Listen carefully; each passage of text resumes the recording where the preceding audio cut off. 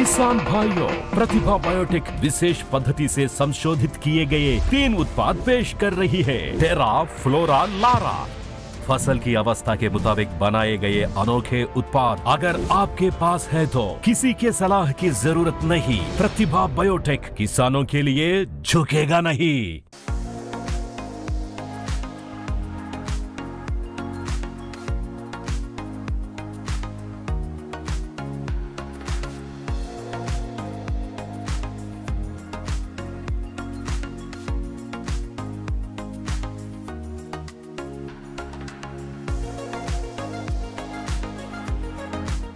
कोकोली वापरल्यामुळं याची साईजसुद्धा वाढलेली आहे आणि आपण पाहू शकता की पूर्ण बियाणं टच भरलेलं आहे, लॉंग झालेलं आहे, पुन्हा पीएच लेवल याचा मेंटेन झालेला आहे।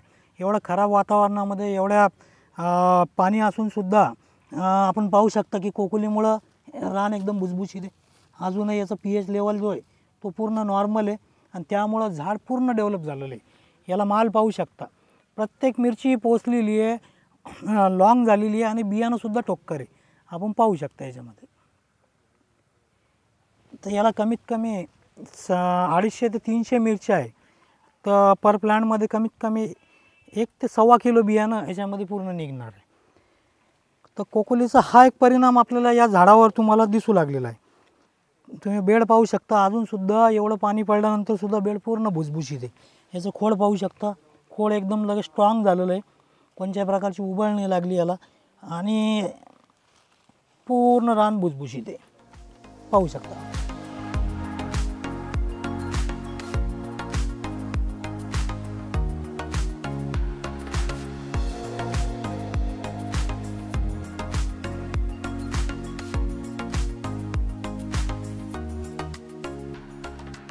नमस्कार, आपण आज आलेलो आहे शेलगाव राऊत या गावामध्ये आणि आपण इथं सीड प्लॉट घेतलेला आहे। त्या सीड प्लॉटमध्ये समजा तिथं काय काय वापरलं, आपण प्रथम शेतकऱ्याची ओळख करून घेऊ। तर पूर्ण नाव सांगा तुमचं। माझं नाव बाबूराव ज्ञानदेव राऊत, राहणार शेलगाव राऊत, पोस्ट किनगाव, तालुका सिंदखेड, जिल्हा बुलढाणा। तर आमच्या प्रतिभा बायोटेक या कंपनीचे यांनी प्रोडक्ट वापरलेले आहेत आणि आमचा एक ONB नावाचा एक संकल्पना चालते, त्यानुसार या प्लॉटला डेव्हलप केलेले आहे। आमचे प्रतिनिधी श्रीनिवास मेहुलकर यांनी काय काय दिलं आहे त्यांचं आपण मनोगत, या शेतकऱ्याचं मनोगत आपण त्यांच्याकडून घेतले। नमस्कार, मी श्रीनिवास सुरेश मेवणकर, प्रतिभा बायोटेक सिंदखेड राजा।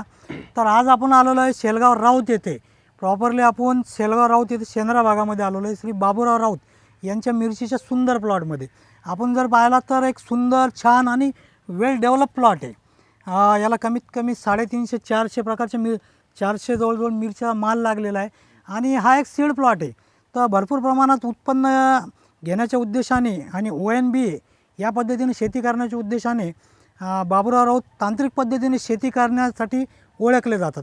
तर आपण या शेतकरी बांधवांनी कोणकोणचे खतं सोडलेले, कोणकोणचे औषधी सोडलेले आहे, कोणकोणच्या फवारण्या घेतलेल्या आहे, हे आपण एक थोडक्यामध्ये त्यांच्याकडनं जाणून घेऊ। नमस्कार बाबूराव भाऊ। नमस्कार।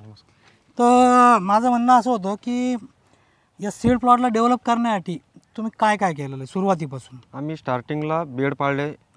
बेड पाडले, आवणी, पुदामी, टप, जिप्स ही बेडवर बेसल डोसमध्ये टाकलं।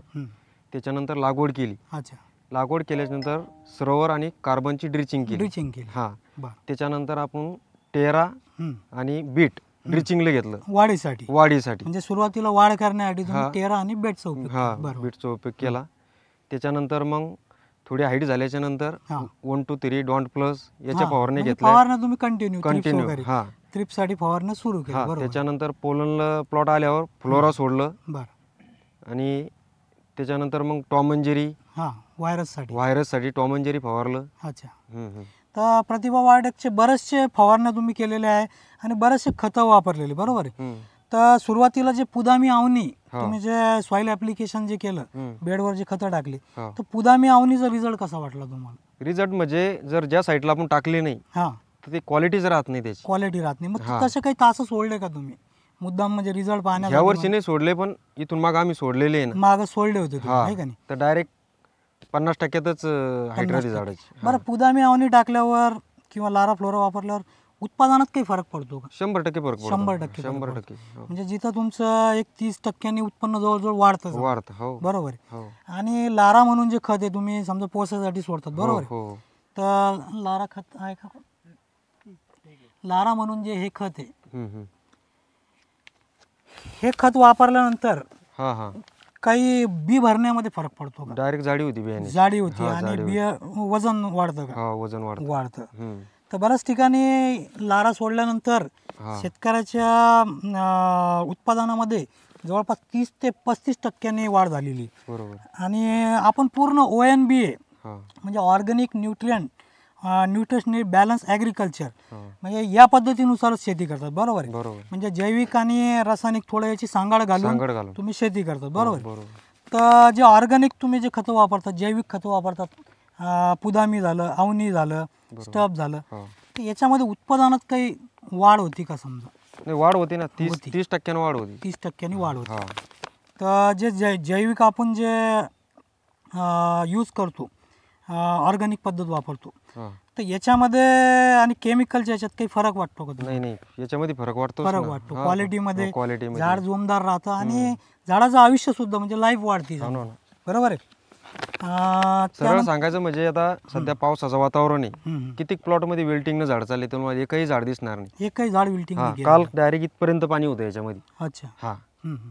तर कुठं विल्टिंग नाही, काहीच नाही, काहीच नाही. नाही. अच्छा. हा म्हणजे तुम्हाला म्हणायचं आहे की एवढ्या खराब वातावरणात सुद्धा तुम्ही हा प्लॉट आणून दाखवलेला आहे. हो. बरं, याचं पोलन किती दिवस चाललं साधारणतः? पोलम 25 दिवस चाललाय. 25 दिवस. हा. आणि जनरली पोलन किती दिवस चालतं? म्हणजे आता समजा तुम्ही एक खतं वगैरे वापरतात, प्रतिभाची कोकुली झुका वापरतात, हा याच्यामुळे तुम्हाला भर कायम राहतो. हो बरेच लोक म्हणतात की बा कोकुली झुका वापरल्यानंतर आम्हाला कायमचं भर असल्यामुळे पोलन शॉर्टमध्ये आलं. हो ना. म्हणजे त्याच्यामध्ये तुमचं जे आर्थिक नियोजन आहे हा याच्यावर भार पडत नाही. 15 दिवसाचा फरक पडतो. 15 दिवसाचं. हा म्हणजे जिथं तुमचं महिनाभर पोलन चालायचं हा. तिथं तुम्ही 15-20 दिवसामध्ये मोकळे होऊन मोकळे जाता. होतात. बरोबर. आणि बरं, याला साधारणतः किती मिरची असतील याला? म्हणजे नंबर ऑफ फ्रूट किती असतील? 250 प्लस असतील. 250 प्लस हा असतील समजा. 250 प्लस. अच्छा. तर तुम्हाला साधारणतः याच्यामध्ये किती उत्पन्न निघन, म्हणजे किती किलो ॲव्हरेज येईन समजा? याच्यामध्ये जवळपास 80 किलो पर्यंत 80 यायलाच किलो पाहिजे. पर्यंत 100% यायला पाहिजे. यायला पाहिजे. तर आपण एक खतं वापरल्यानंतर आणि हा. फवारण्या केल्यानंतर हा खास करून प्रतिभाचं जे तुम्ही ऑर्गॅनिक पद्धतीने जे वापरतात, हा तर याच्यामध्ये काय म्हणजे डिफरन्स जो आहे किलो मागे किती पडतो समजा? कमीत म्हणजे कमी आता तसं तुम्ही जर हे केलं हम्म. तर किती उत्पन्न निघतं आणि हे वापरल्यानंतर तुम्हाला किती उत्पन्न निघू लागलं? आम्हाला तसं ते जर आम्ही दुसरं समजा वापरलं नसतं हां हां. तर 50 किलो उत्पन्न आलं असतं. 50 किलोपर्यंत. 30 किलोची वाढ झाली तुमच्या प्रोडक्टमुळे. अच्छा अच्छा. म्हणजे आज तुम्ही 50 किलो डायरेक्ट 80 किलोमध्ये 80 किलो. ONBA याच्या माध्यमातून येऊ लागले, बरोबर आहे? बरोबर. तर ONBA शेती खरोखर चांगली आहे का? म्हणजे सेंद्रिय शेती जी आहे, जी तुम्हाला आता तुम्ही 2-3 वर्षापासून करतात, हा तर ही शेती चांगली वाटते का तुम्हाला? नाही 100% चांगलीच आहे ना. 100% चांगली. पुन्हा जमिनीचा जो पोत आहे तुमचा हा दिवसेंदिवस सुधारत चाललेला आहे. हो ना. हो ना. बऱ्याच ठिकाणी काय झालेलं आहे की केमिकल वापरू खताडं म्हणजे रासायनिक केमिकल वापरू जमिनी खराब व्हायला लागल्या. तर ऑर्गॅनिक तुम्ही जे ONBA माध्यमातून जे अवनी पुदामी वापरतात, स्टफ वापरतात, तर याच्यातून जमिनीची दुरुस्ती व्हायला लागली का? हो दुरुस्ती व्हायला लागली ना. बरं, आता इतर जे तुम्ही कास्तकार आणि आहे, हे जे पानाची बी जाडी आहे ना, तुमचं वापरल्याच्या नंतर ही पानाची बी जाडी राहते.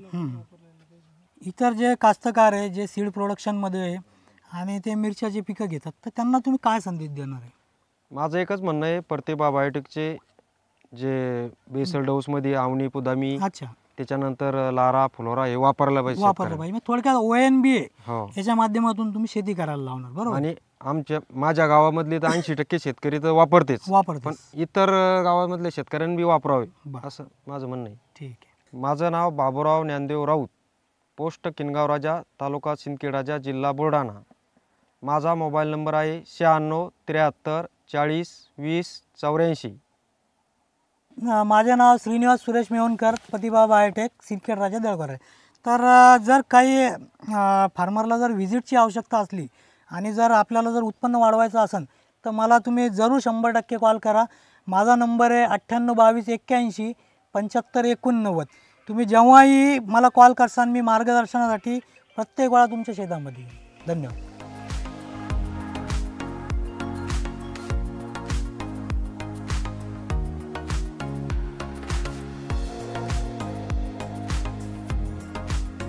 कोकोली पॉवरफुल, कोकोली पॉवरफुल.